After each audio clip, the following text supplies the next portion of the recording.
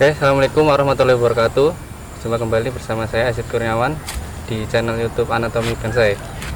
Kali ini saya senang sekali bisa berkunjung ke kebun ground belajar bonsai.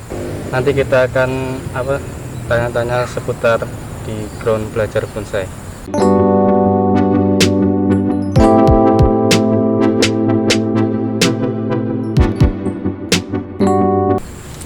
Yo, ini mulai kapan di ground sendiri nih, Om? Ini ngeground udah jalan 2 tahunan. 2 tahunan. Ya, hampir 3 tahun. Nah, untuk jenisnya sendiri nih apa aja yang di ground belajar bonsai ini? Ini awalnya banyak nanam waru saya. Jadi banyak waru di awal karena saya pakai buat belajar. Waru, kemudian anting putri, Iya. sianci, kemudian belakangan untuk tahun kedua ini saya banyak nanam saing simbur sama kimeng, karena awalnya saya cuma punya satu induan untuk saing simbur, jadi saya cangkok terus, akhirnya jadi banyak. Sekarang udah lumayan, ada yang udah 2 tahun. Ya, kimeng mulai banyak saya tanam, kemudian ada pre, tapi kebanyakan memang waru, anting putri, saing simbur, kimeng, cianji. Oke, untuk kriteria lahan ground ini menurut Om sini apa? Untuk ngeground, saran saya buat teman-teman yang mau ngeground, yang pasti yang pertama soal air. Jadi air itu penting, karena terutama untuk penanaman awal itu perlu penyiraman. Jadi untuk misalnya seperti saya ini kan nyewa lahan karena nggak punya lahan. Jadi pertama untuk air perlu dipikirkan di awal sekali. Ini karena sawah jadi ada irigasi, jadi nggak terlalu masalah untuk yang lahan saya. Nah, teman-teman yang mau ngeground misalnya berarti perlu memikirkan untuk air, entah dari irigasi atau pompa, itu perlu ditentukan di awal tersedia atau tidak. Jadi air itu penting untuk ground-groundan. Nah, ini ngomongin ground sendiri ini sebenarnya untuk tujuan ground ini sebenarnya apa nih, Om? Nah, karena saya bikin YouTube juga, jadi saya banyak cerita tentang ngeground, banyak ngeliput tentang ngeground. Jadi saya pikir saya nggak bisa ngomong, nggak bisa cerita kalau saya belum ngerjain sendiri.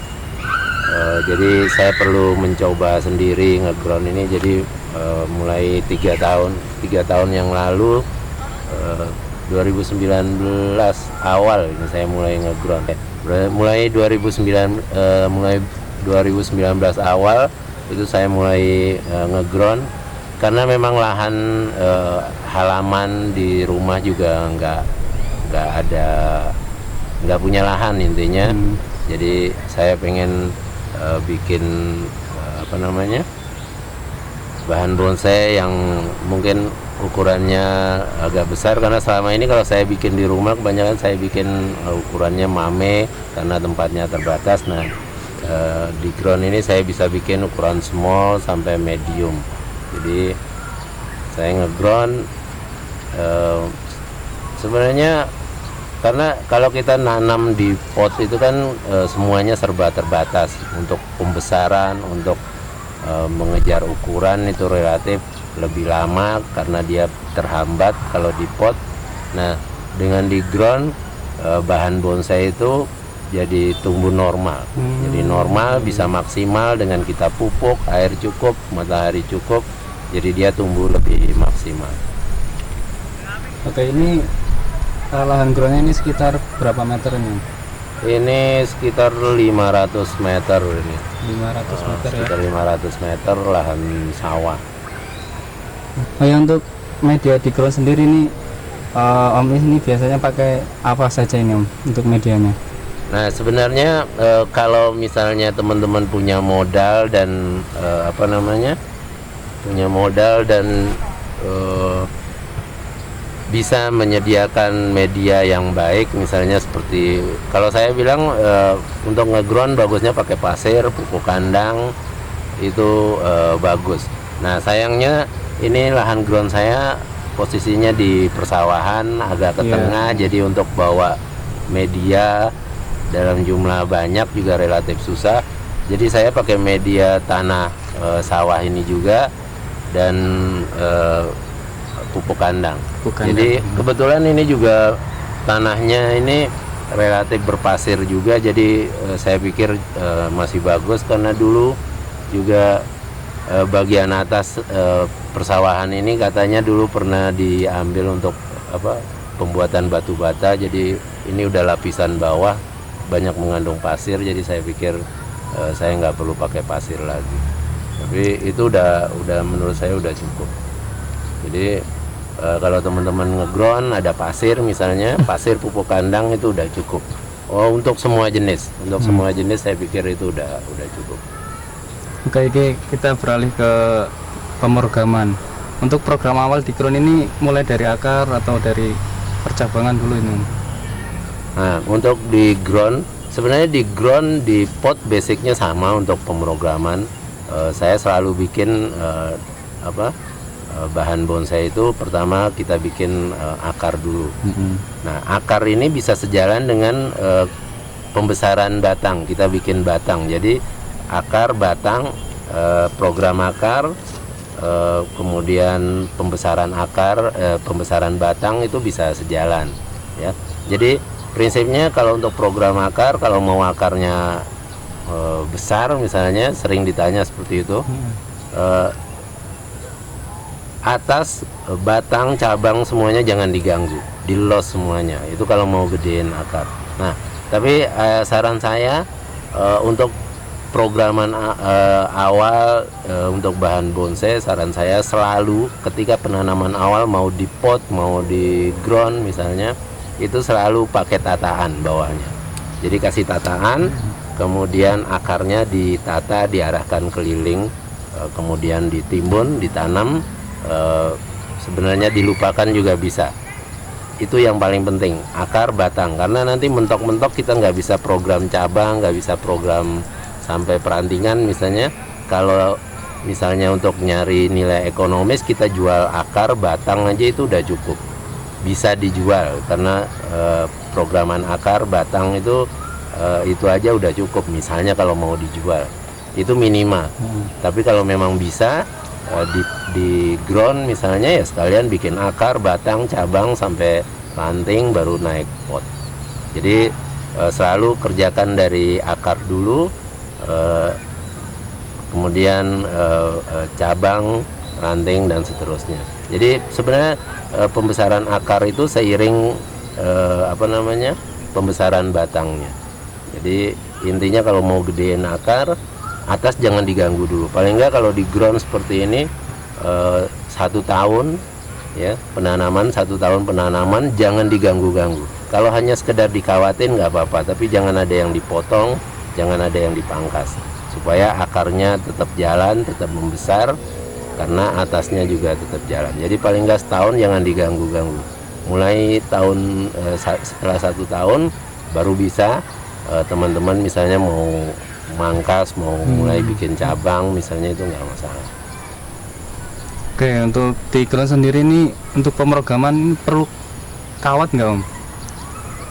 Sebenarnya dibilang perlu, ya sebenarnya perlu kawat, mau di pot, di ground juga perlu. Tapi enaknya di ground itu kan kalaupun nggak ada kawat misalnya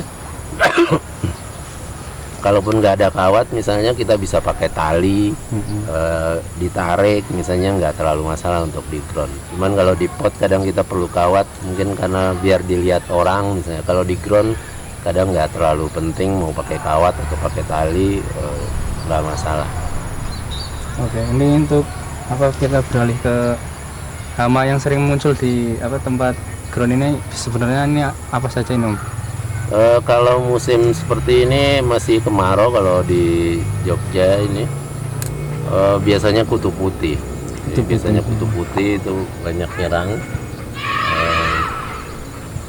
Ya paling itu nanti musim tertentu juga kadang ada belalang misalnya, tapi nggak terlalu signifikan. Nanti paling disemprot insektisida aja rutin itu masih bisa hilang. Untuk insektisida yang dipakai Om ini sendiri ini apa biasanya? Ya seperti teman-teman lain di Jogja kebanyakan pakai kayak decis, kurakron. Kurakron. Om di sini ngomongin jarak tanam sendiri ini berapa ini jarak tanamnya? Oke, ini kalau Mas Hazid lihat ini jarak tanamnya sebenarnya rapat sekali, termasuk rapat mungkin setengah meter ya paling.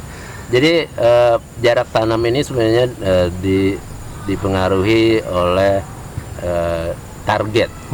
Target ukuran nanti bahan bonsainya mau ukuran seberapa.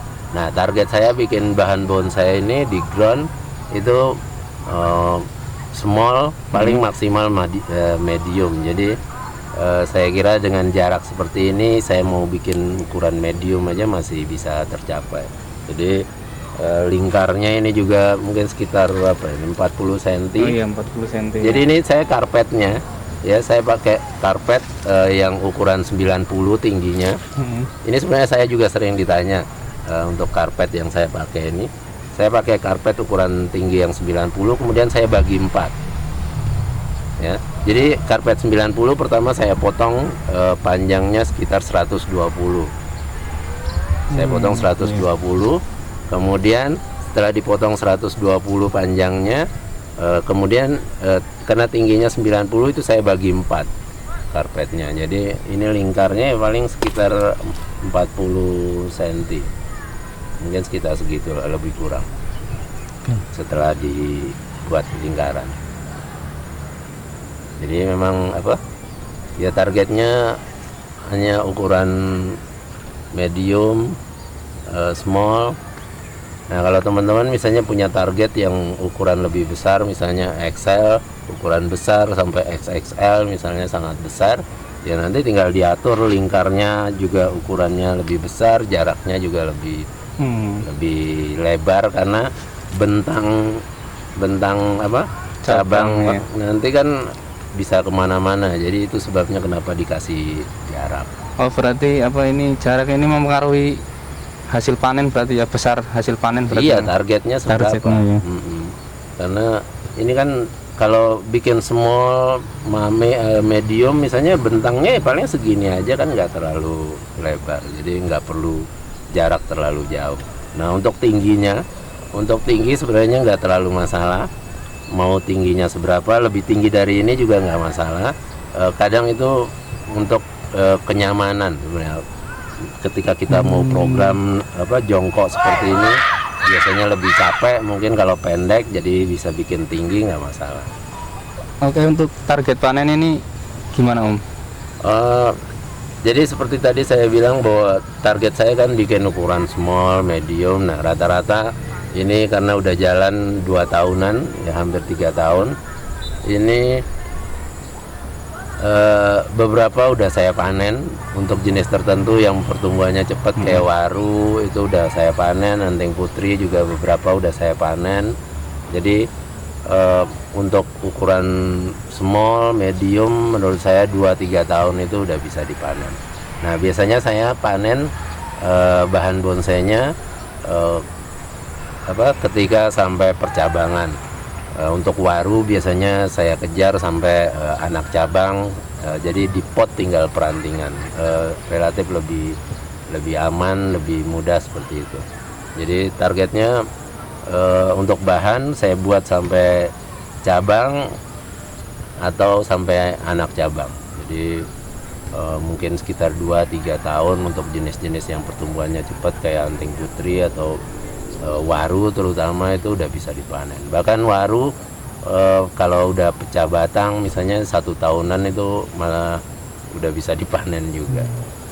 Jadi cepet ya waru yang cepet waru. Jadi itu selalu saya bilang kalau misalnya untuk belajar saya bilang cari jenis yang memang pertumbuhannya cepat. Misalnya waru, sanjang itu relatif mudah untuk belajar. Ya Miss, terima kasih banyak ini atas ilmu tentang ground bonsai. Semoga bermanfaat. Iya, sama-sama.